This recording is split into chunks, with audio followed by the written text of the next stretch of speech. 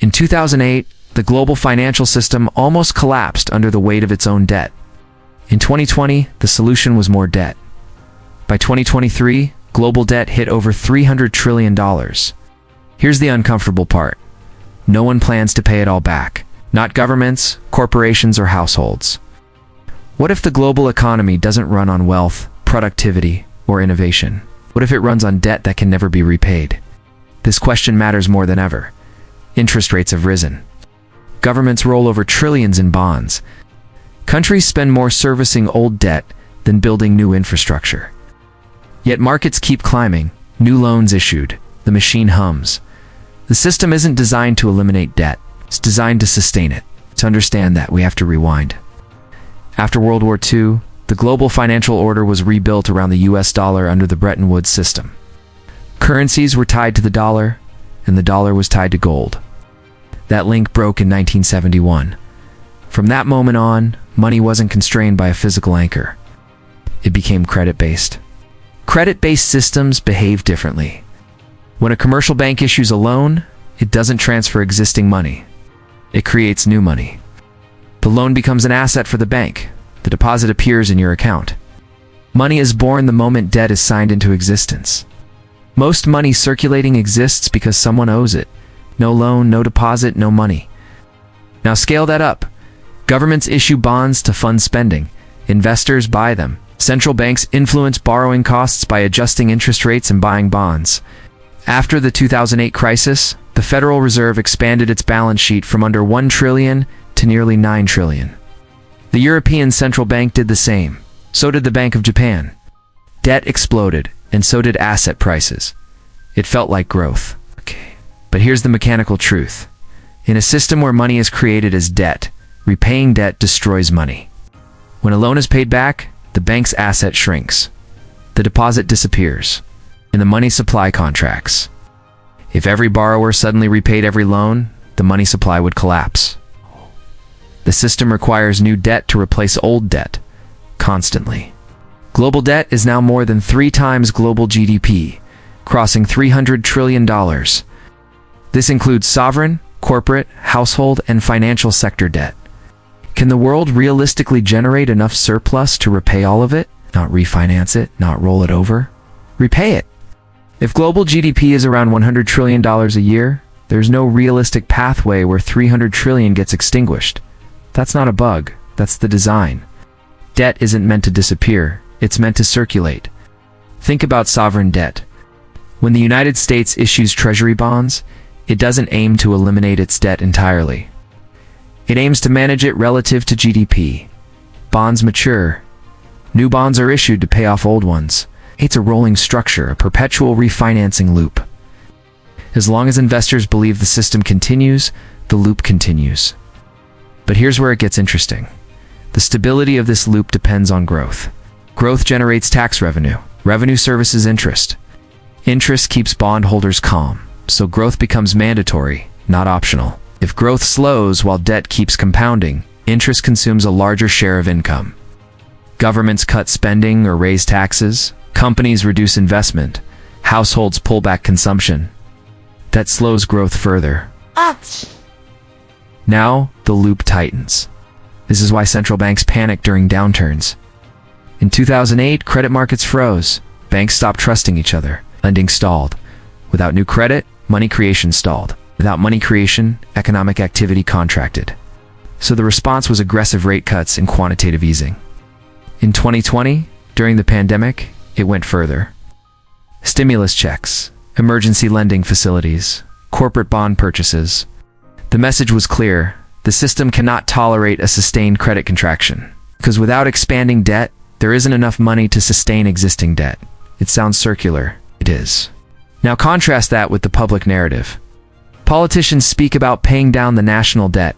Campaigns promise fiscal responsibility. Headlines warn about deficits. Ow. The rhetoric suggests debt is like a household credit card bill. It isn't. A household must eventually repay or default. A sovereign currency issuer operates differently. It rolls debt forward indefinitely. The risk is not running out of money in nominal terms. The risk is losing confidence in the currency or triggering inflation. So the real constraint isn't repayment, it's trust. If investors believe a government will maintain stability, they continue buying bonds. If they doubt, yields rise. Higher yields increase interest costs. Higher costs increase deficits. That feedback loop can destabilize quickly. We've seen glimpses. In 2010, Greece lost market access. Bond yields spiked. The crisis spread across parts of Europe. Solution wasn't full repayment. It was restructuring, external support, and policy adjustment. Again, the system bent. It didn't clear. Now zoom out further. Debt doesn't just fund consumption. It inflates assets. When interest rates are low, borrowing is cheap. Investors chase yield. Stock markets climb. Real estate prices surge. Rising asset prices create a wealth effect. People feel richer. They spend more. That spending supports growth. Growth justifies more borrowing. Another loop. But this one carries distributional consequences. Asset owners benefit disproportionately. Wage growth rarely keeps pace with asset inflation. Inequality widens. Political pressure builds. Yet policy often favors stabilizing asset markets because collapsing asset prices threaten financial stability. So the system quietly prioritizes debt sustainability and asset stability over clean resets. Now here's the uncomfortable math. Global debt carries even an average interest rate of 3%. That's $9 trillion in annual interest. At 5%, it's $15 trillion. Interest doesn't disappear. It transfers income from borrowers to lenders. Governments to bondholders, households to banks, corporations to creditors. When rates were near zero, this transfer was manageable. When rates rise, the pressure intensifies. Since 2022, central banks have raised rates aggressively to fight inflation. Suddenly, refinancing became more expensive. Countries with high debt loads felt strain. Corporations faced higher rollover costs. The bill is coming due, not as a single catastrophic moment, but as gradual pressure. Here's the paradox. To reduce inflation, central banks tighten credit. Tightening credit stresses a system built on expanding credit. Push too hard, and you risk recession or financial instability. Ease too soon, and inflation persists. It's a delicate balance between price stability and debt sustainability. Now step back and ask, if the system requires perpetual expansion of debt, what happens in a world of slowing population growth, aging demographics, and productivity plateaus? Growth becomes harder to generate, yet the debt stock remains. The tension defines the next decade. Some argue technology will deliver productivity miracles. Artificial intelligence, automation, energy breakthroughs, maybe. But even if productivity improves, the distribution of gains matters. If gains concentrate at the top, broad-based income growth may lag. Others argue inflation is the silent solution. If nominal GDP grows faster than debt, the real burden shrinks. Moderate inflation erodes debt quietly. Savers lose purchasing power, debtors benefit. It's a politically subtle reset. But inflation cannot be too high.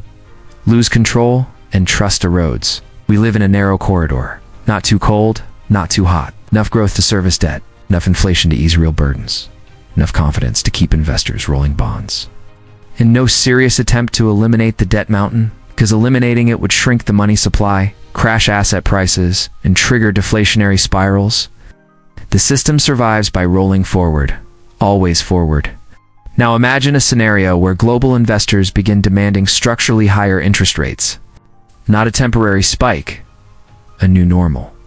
Governments would allocate larger shares of budgets to interest payments. Political tensions rise. Fiscal choices harden. Populism gains traction. Central banks face pressure to cap yields, monetizing more debt. We've seen versions of this before in history. Financial repression, yield caps, controlled inflation. Again, not collapse, adaptation. So when people ask, when will the debt bubble burst? They assume a dramatic explosion. But the more realistic path is erosion, slow transfers, gradual inflation, managed instability, periodic crises that justify more intervention. The system doesn't need all debt repaid, it needs confidence maintained, and confidence is psychological. As long as lenders believe tomorrow's income will be higher than today's, they extend credit.